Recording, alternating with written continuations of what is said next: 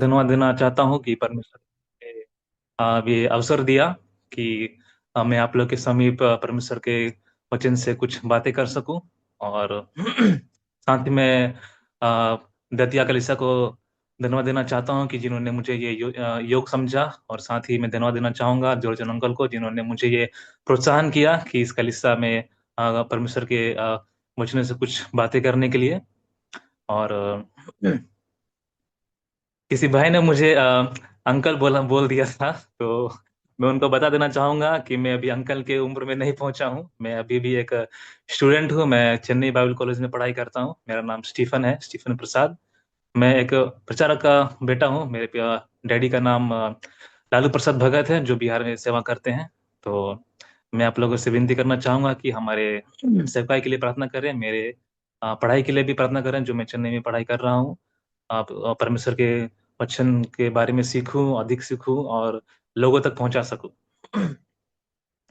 और उसके पहले मैं आपसे माफी चाहूंगा कि यहाँ पर कुछ नेटवर्क तकनीकी की समस्या है, प्रॉब्लम है यहाँ पर। तो उसकी वजह से मुझे वीडियो ऑफ करना पड़ेगा। अगर मैंने ऑफ नहीं किया तो बीच में शायद कट सकता है, क्योंकि 2-3 बार ऐसा हो चुका है।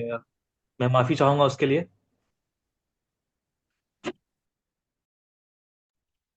तो बिना देर किए हुए हम परमेश्वर की वचन की ओर आगे बढ़ेंगे, जो समय मुझे दिया गया है। अ, हम लोग निकालेंगे दानियल की किताब, उसका 1 अध्याय और उसका 8 पद।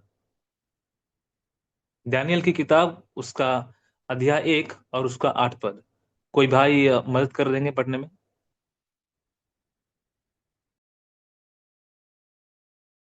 परंतु दानियल ने अपने मन में ठान लिया कि वह राजा का भोजन खाकर और उसके पीने का दाखमधु पीकर अपवित्र ना होए। इसलिए उसने खोजों के प्रधान से विनती की कि उससे अपवित्र ना होना पड़े।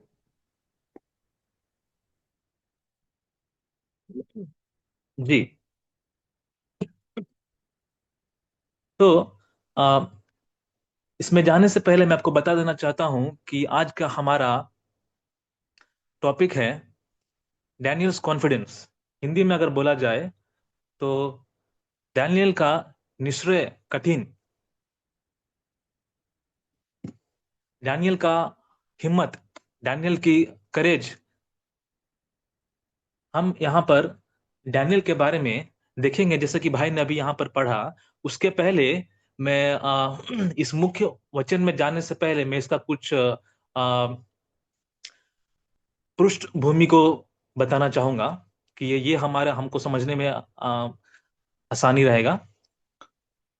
तो दानियल अध्याय 1 उस समय की घटना है, उस समय की घटना को बताता है जब यहूदा देश पर बाबुल के राजा नबूकदनेस्सर ने आक्रमण किया।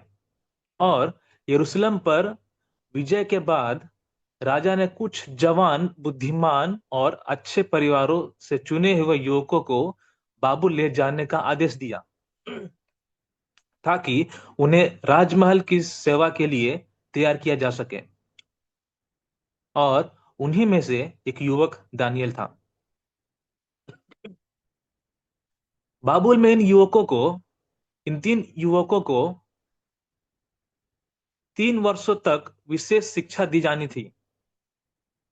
उन्होंने बाबुल की भाषा, साहित्य और संस्कृति दिखाई गई। उनके साथ ही राजा ने उनके लिए अपना भोजन और दाख मधु भी दिया। यह भोजन मूर्तियों को अर्पित किया हुआ था और यहूदी व्यवस्था के अनुसार अशुद्ध माना जाता था। इस प्रकार केवल भोजन का विषय नहीं था, बल्कि विश्वास और पहचान का प्रश्न था। इसी परिस्थिति में दानियल अध्याय 1 और उसका 8 पद आता है, जहां लिखा है कि दानियल ने अपने मन में ठान लिया कि वह राजा का भोजन खाकर और उसकी दाख मधु पीकर अपने को अशुद्ध ना करे। यह निर्णय दानियल के आत्मिक चरित्र को प्रकट करता है। वह परदेश में था, दबाव में था, फिर भी उसने परमेश्वर की व्यवस्था और अपनी आत्मिक पहचान को नहीं छोड़ा। यहाँ हम दानियल का जीवन से सीखते हैं कि जैसे दुनिया में जहां लोग परमेश्वर को नहीं मानते, वहां भी विश्वास योग्य कैसे रहा जाए। दानियल ने प्रदेश में आत्मिक दानियल ने प, दानियल ने प्रदेश में अधार्मिक राज्यों के अधीन दबाव और धमकी और परीक्षाओं के बीच जीवन बिताया। फिर भी वह अपने युवावस्था से लेकर वृद्धावस्था तक परमेश्वर के प्रति सच्चा और अडिग रहा। उसका जीवन हमें बिना समझौता किए खड़े रहने की शिक्षा देता है।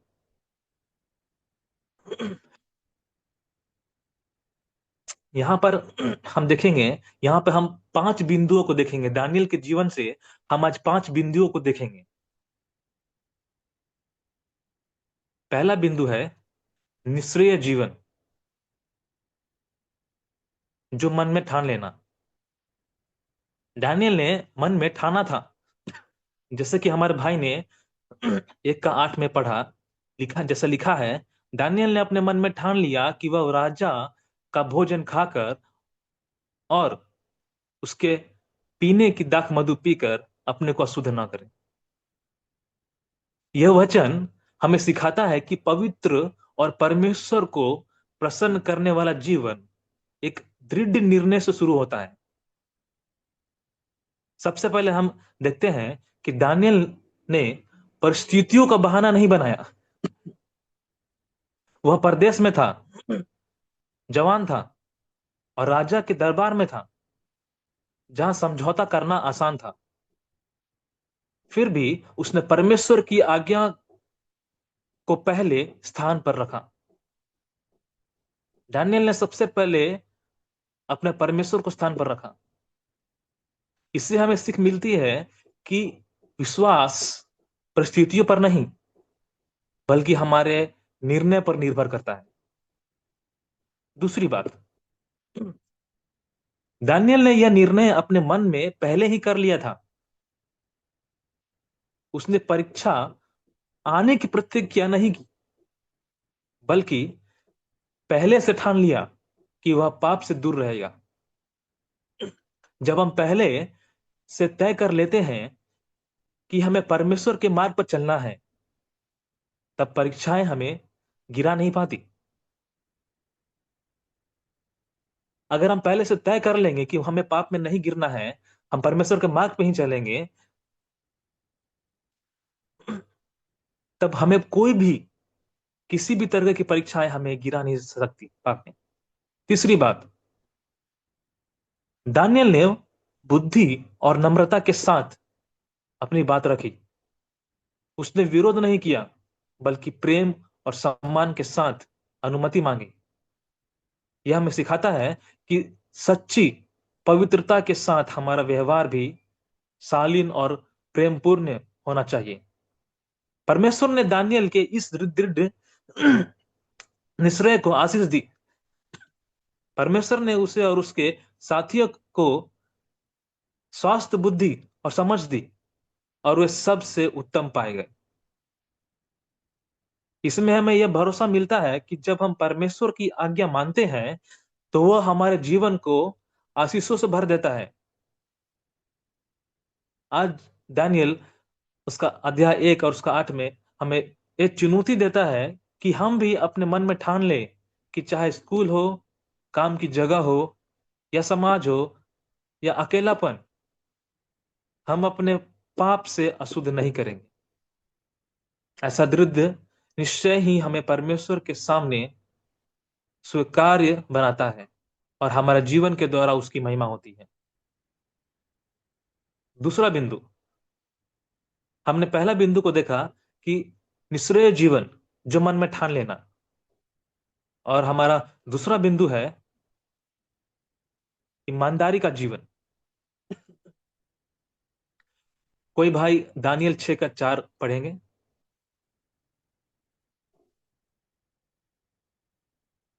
तब अध्यक्ष और अधिपति राजकार्य के विषय में दानियल के विरुद्ध दोष ढूंढने लगे, परंतु वह विश्वासयोग्य था और उसके काम में कोई भूल व दोष ना निकला, और वे ऐसा कोई अपराध व दोष ना पा सके। जी, धन्यवाद भैया। यह जीवन हमें सिखाता है कि सच्ची भक्ति केवल शब्दों में नहीं, बल्कि जीवन की सच्चाई में दिखाई देनी चाहिए। सबसे पहले हम देखते हैं कि दानियल का जीवन खुली किताब था। उसके शत्रु भी उसमें कोई दोष नहीं खोज सके। आज की दुनिया में लोग हमारे विश्वास को नहीं, बल्कि हमारे आचरण को देखते हैं। एक शुद्ध और सच्चा जीवन ही सबसे बड़ी गवाही है। दूसरी बात, दानियल विश्वास योग्य था। वह अपने काम में लापरवाह नहीं था। उसने राज्य के काम को भी ईमानदारी से किया और परमेश्वर के प्रति भी सच्चा रहा। इससे हमें सीख मिलती है कि परमेश्वर की सेवा और सांसारिक जिम्मेदारियां दोनों विश्वास योग्यता से निभाई जानी चाहिए। तीसरी बात, दानियल के जीवन में कोई समझौता नहीं था। उसने लाभ, डर या दबाव के कारण गलत मार्ग नहीं चुना। उसकी ईमानदारी ही उसके विरुद्ध का कारण बनी, परंतु वही परमेश्वर की महिमा का साधन भी था, साधन भी बनी। इस जीवन से हमें यह पता चलता है कि ईमानदार जीवन में विरोध अवश्य आता है। ईमानदार आदमी के जीवन में विरोध अवश्य आता है, लेकिन जब हमारा जीवन निष्कलंक होता है, तब परमेश्वर स्वयं हमारा पक्ष लेता है। आगे चलकर परमेश्वर ने दानियल को सिंहों की मान से बचाया और उसे आदर दिया। आज हम दानियल 6 का 4 में हम देखते हैं कि हमारा जीवन भी ऐसा ही, कि लोग हम पर आरोप लगाए तो उन्हें क्या दोष न मिलेगा। आइए हम दानियल की तरह निष्कलंक, विश्वास योग्य और परमेश्वर को महिमा देने वाला जीवन जिए, जैसे दानियल ने जिया। तीसरा बिंदु, हमारा तीसरा बिंदु है प्रार्थना का जीवन।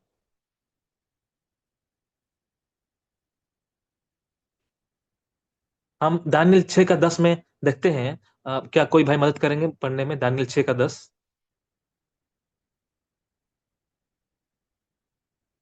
जब दानियल को मालूम हुआ कि उस पत्र पर हस्ताक्षर किया गया है, तब वह अपने घर में गया, जिसकी उपरोठी कोठरी की खिड़कियां यरूशलेम के सामने खुल रही थी, और अपनी रीति के अनुसार जैसा वह दिन में 3 बार अपने परमेश्वर के सामने घुटने टेक कर प्रार्थना और धन्यवाद करता था, वैसा ही तब भी करता रहा।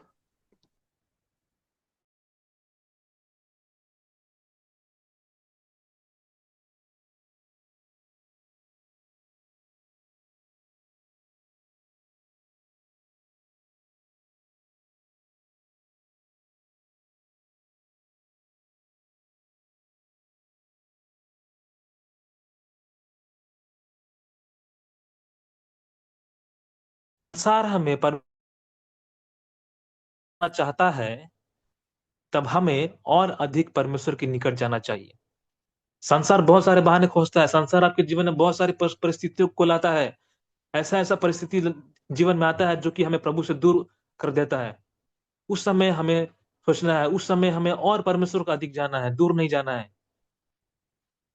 शैतान मौका खोजता है, हमारे जीवन में बहुत सारी परिस्थितियों को लाएगा कि ये आदमी परमेश्वर से दूर चला जाए। लेकिन उस घड़ी हमें समझना है कि ये शैतान की चाल है, और हमें और परमेश्वर से दूर जाने की बजाय हमें परमेश्वर के निकट जाना है। दूसरी बात, दानियल की प्रार्थना निरंतर और अनुशासित थी। वो पहले की तरह प्रार्थना करता रहा। प्रार्थना उसके जीवन की आदत थी, केवल संकट के समय की प्रतिक्रिया नहीं। यही कारण है कि वह दबाव में भी स्थिर और निडर था। तीसरी बात, दानियल की प्रार्थना धन्यवाद से भरी हुई थी। खतरे के बीच भी वह धन्यवाद करता रहा। इससे हमें सीख मिलती है कि सच्ची प्रार्थना केवल मांग नहीं, बल्कि परमेश्वर पर भरोसे की अभिव्यक्ति होती। चौथी बात, दानियल की प्रार्थना साहस से भरी थी। उसने छिपकर प्रार्थना नहीं की, बल्कि खुले रूप से परमेश्वर की उपासना की। सच्चा विश्वास केवल हृदय में नहीं, बल्कि जीवन के कार्यों में भी दिखाई देता है। इस प्रार्थना पूर्ण जीवन का परिणाम यह हुआ कि परमेश्वर ने दानियल को सिंहों की मान से बचाया और अपनी महिमा प्रकट की। राजा ने भी स्वीकार किया कि दानियल का परमेश्वर जीवता परमेश्वर है। इससे हमें भरोसा मिलता है कि जब हम परमेश्वर के प्रति विश्वास योग्य रहते हैं, तब परमेश्वर स्वयं हमारी रक्षा करता है। आज दानियल 6 अध्याय उसका 10 हमें चुनौती देता है कि क्या हमारी प्रार्थना परिस्थितियों के अनुसार बदलती है, या हमारा विश्वास अटल रहता है। तो हम दानियल की तरह प्रार्थना को अपने जीवन की प्राथमिकता बनाएं और हर परिस्थितियों में परमेश्वर पर भरोसा रखें। चौथा बिंदु, साहसी विश्वास का जीवन। ऐसा विश्वास जो न झुके। हम देखते हैं दानियल उसका अध्याय 3 उसका 17 और 18, कोई भाई पढ़ने में मदद करेंगे? दानियल 3 अध्याय उसका 17 और 18 पद।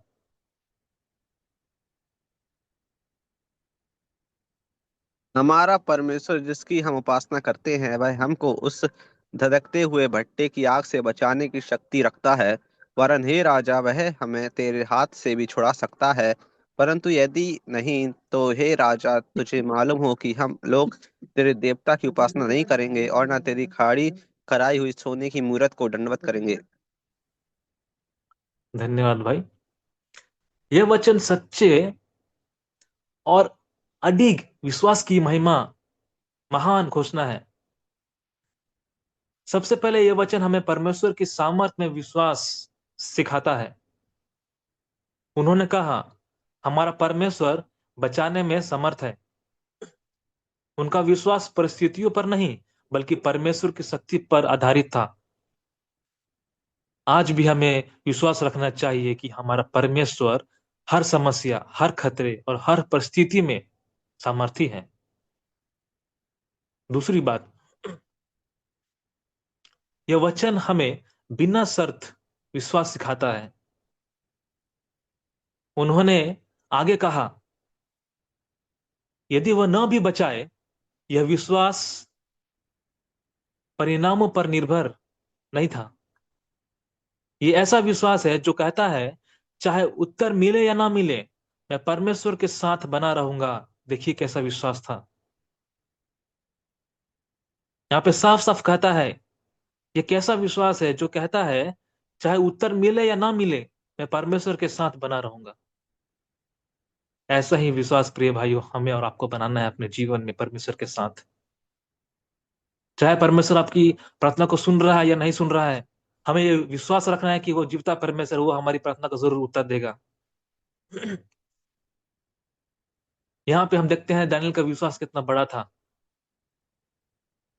वो कहता है, चाहे उत्तर मिले या ना मिले, फिर भी मैं परमेश्वर में बना रहूंगा। क्या हमारा और आपका विश्वास ऐसा है आज? हमें दानियल के जीवन से सीखना चाहिए। एक विश्वास जो दानियल के जीवन में था, क्या हमारे जीवन में है? ऐसा विश्वास हमारे जीवन में होना चाहिए प्रिय भाई और बहनों। यही परिपक्व और सच्चा विश्वास है। तीसरी बात, यह वचन हमें समझौता न करने का साहस सिखाता है। उन्होंने स्पष्ट कहा कि वे मूर्ति के सामने नहीं झुकेंगे। उन्होंने आग की भट्टी को चुना, पर पाप के सामने झुकना स्वीकार नहीं किया। यह हमें चुनौती देता है कि हम भी दबाव, डर और लालच के सामने अपने विश्वास को समझौता ना करें। इस अडिग विश्वास का परिणाम यह हुआ कि परमेश्वर स्वयं उनके साथ आग की भट्टी में उपस्थित हुआ और उन्हें सुरक्षित बाहर निकाला। उनकी गवाही से राजा और पूरी प्रजा ने परमेश्वर की महिमा देखी। इससे हम यह सीख मिलती है कि जब हम परमेश्वर के लिए खड़े होते हैं तो परमेश्वर हमारे साथ खड़ा होता है। आज दानियल 3 उसका 17 और 18 पद हमें आज भी बुलाता है कि हम ऐसा विश्वास रखें जो न झुके, न डरे और न समझौता करें। तो हम अपने जीवन में यह घोषणा करें, परमेश्वर समर्थ है, और चाहे वो न भी बचाए तब भी हम उसी की सेवा करेंगे।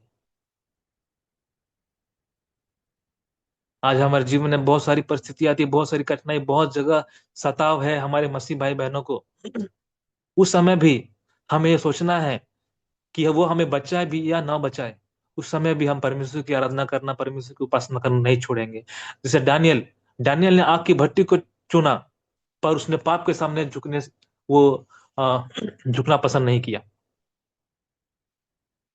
उसने मन में बोला, वो परमेश्वर मुझे बचाए या ना बचाए, पर मेरा परमेश्वर समर्थ है। उसके मन में एक और बात था कि मेरा परमेश्वर समर्थ है, वो बचाए या ना बचाए, फिर भी मैं पाप के सामने नहीं झुकूंगा। प्रिय भाई और बहनों, आपके जीवन में भी बहुत सारे सताव आएंगे, बहुत सारी चीज आएगी जो आपको परमेश्वर से दूर कर देगी। उस समय भी हमें परमेश्वर के लिए खड़ा रहना है। जैसे कि दानियल ने आग की भट्टी को चुना। वो चाहता तो वो पीछे हट सकता था, पर वो पीछे नहीं हटा। क्यों? क्योंकि वो जानता है कि उसका परमेश्वर समर्थ है। पांचवा बिंदु पांचवा बिंदु यह है, परमेश्वर द्वारा आदर पाया हुआ जीवन। हम देखेंगे दानियल 6 का 22 में, कोई भाई मदद करेंगे पढ़ने में? दानियल 6 का 22।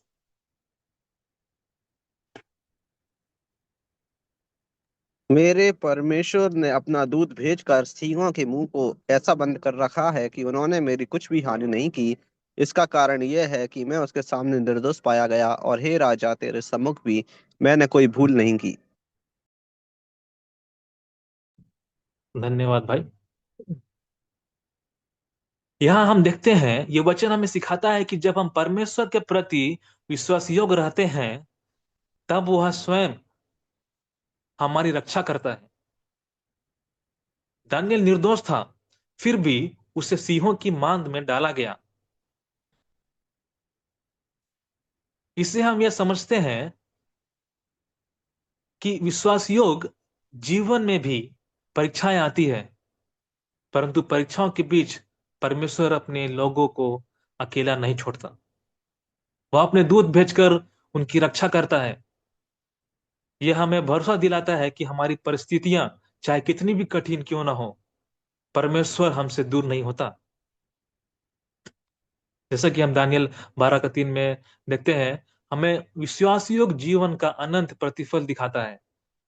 वहां लिखा है कि जो बुद्धिमान है वे आकाश के तेज के सामने समान चमकेंगे, और जो बहुतों को धर्म की ओर ले आते हैं वे सदा सर्वदा के लिए तारों की नाई चमकेंगे।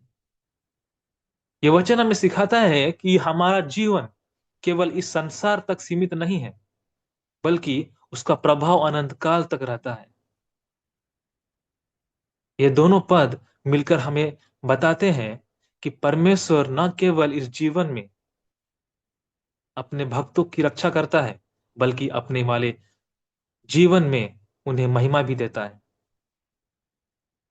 परमेश्वर आने वाले जीवन में भी वो लोग को महिमा देता है। आज संसार में सच्चाई और धर्म के मार्ग पर चलना कठिन लग सकता है, परंतु परमेश्वर हस विश्वास योग्यता को देखता है और उसका प्रतिफल। यहाँ हम दानियल 6 का 22 में हमें ये सिखाता है कि परमेश्वर संकट में हमारी रक्षा करता है, और दानियल 12 का 3 हमें ये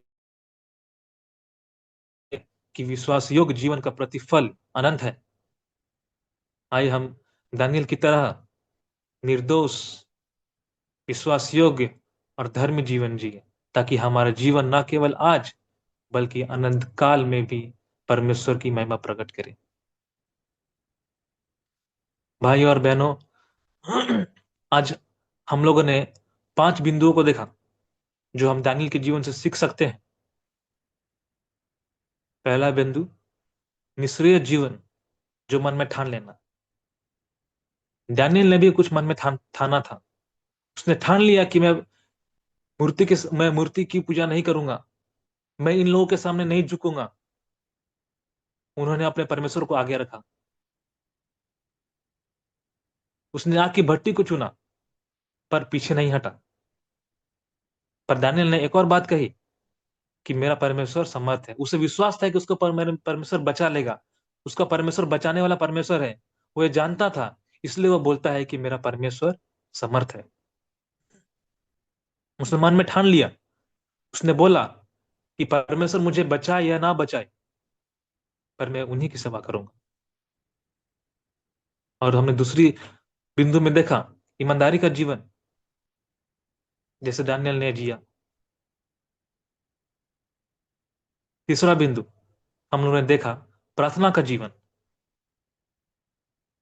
डैनियल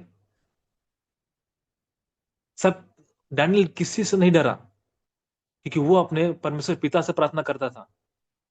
यहां पर लिखा है, उसने खिड़की खोलकर यरूशलेम की आ, उसकी ऊपर की कोठरी में खिड़कियां यरूशलेम की ओर खुली थी। उसने बिल्कुल नहीं डरा। उसने उसने परमेश्वर को चुना, उसने परमेश्वर के साथ रहा। और वो ऐसा नहीं सोचा कि यहाँ पे लोग मुझे मारेंगे, मुझे मार देंगे। उसने यहाँ तक कि आग की भट्टी में जाने से भी वो नहीं डरा। उसको पता था कि अगर मैं वहां जाऊंगा तो मैं मर जाऊंगा, फिर भी उसे एक विश्वास था कि उसको बचाने वाला परमेश्वर उसे जरूर बचाएगा। चौथा बिंदु हम लोगों ने देखा, साहसी विश्वास का जीवन। एक ऐसा विश्वास जो न झुके। और हम लोगों ने देखा पांचवा बिंदु, परमेश्वर द्वारा द्वारा आदर पाया हुआ जीवन। परमेश्वर हमें इस वचन के द्वारा आशीष दे, और इस वचन के द्वारा परमेश्वर की महिमा हो, जो परमेश्वर ने मुझे यह अवसर दिया आप लोग के समीप कुछ वचनों को रखने के लिए। और मुझे ऐसा कुछ अभ्यास नहीं है, पर मैं अभी सीख रहा हूँ। मैं बाइबल कॉलेज में पढ़ाई करता हूँ, तो जितना मुझे परमेश्वर ने अगुवाई किया है मैंने वो बोला है। और ये मेरा पहला वचन था इस कलीसिया में। तो परमेश्वर भी मुझे आगे और सीखने के लिए परमेश्वर सहायता मदद करे कि आने वाले दिन में मैं और भी परमेश्वर के बारे में सीखूं और अच्छे से गहराई में जाऊं, ताकि मैं और भी आने वाले दिन में इससे भी अच्छे तरीके से मैं परमेश्वर की वचन को सबको बता सकूं। परमेश्वर के नाम की महिमा हो।